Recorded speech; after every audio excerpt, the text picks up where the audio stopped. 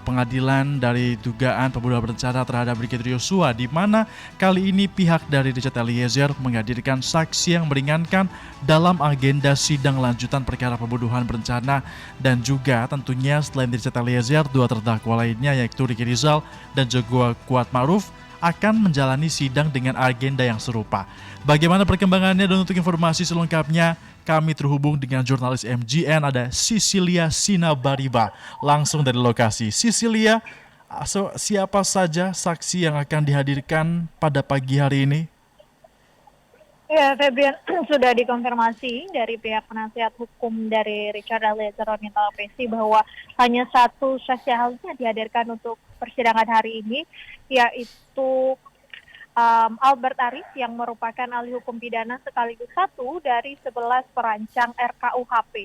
Kehadiran Albert Aris ini disengaja dihadirkan oleh pihak dari kuasa hukum kuasa hukum Richard maksud kami, untuk mengelaborasi keterangan-keterangan yang sudah disampaikan sebelumnya oleh 3 orang saksi ahli sebelumnya pada sidang tanggal 26 Desember 2022 atau pada hari Senin kemarin.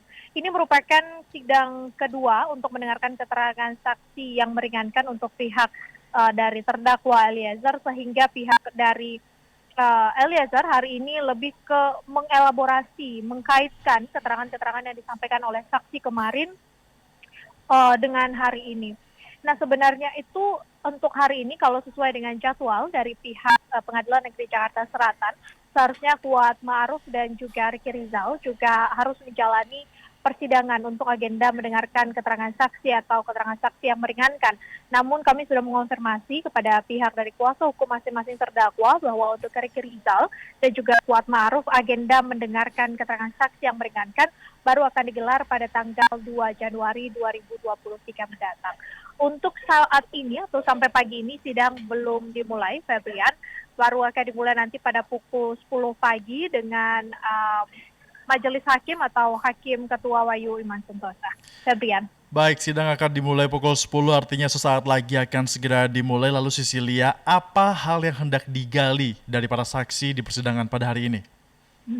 Tadi Ronnie Talapesi selaku kuasa hukum dari Richard Eliezer mengungkapkan hal utama yang hendak digali dan juga diperjelas dari ahli pidana ini adalah bagaimana konstruksi hukum terkait dengan perintah jabatan, terutama dalam pasal 51 ayat 1 KUHP yang berbunyi barang siapa melakukan perbuatan untuk melaksanakan perintah jabatan yang diberikan oleh penguasa yang berwenang tidak dipidana. Inilah yang kemudian menjadi dasar dari pihak kuasa hukum Richard Eliezer yang hendak digali dari ahli pidana ini, pasal 51 ayat 1 perintah jabatan. Karena jika kita melihat dari kesaksian yang sudah disampaikan di hari Senin 26 Desember yang lalu, ada kaitannya dengan kesaksian yang akan disampaikan hari ini.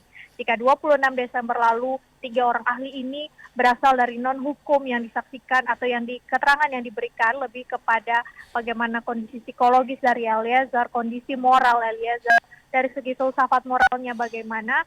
Nah, inilah yang kemudian dikaitkan hari ini ke segi hukumnya, yakni hukum pidana.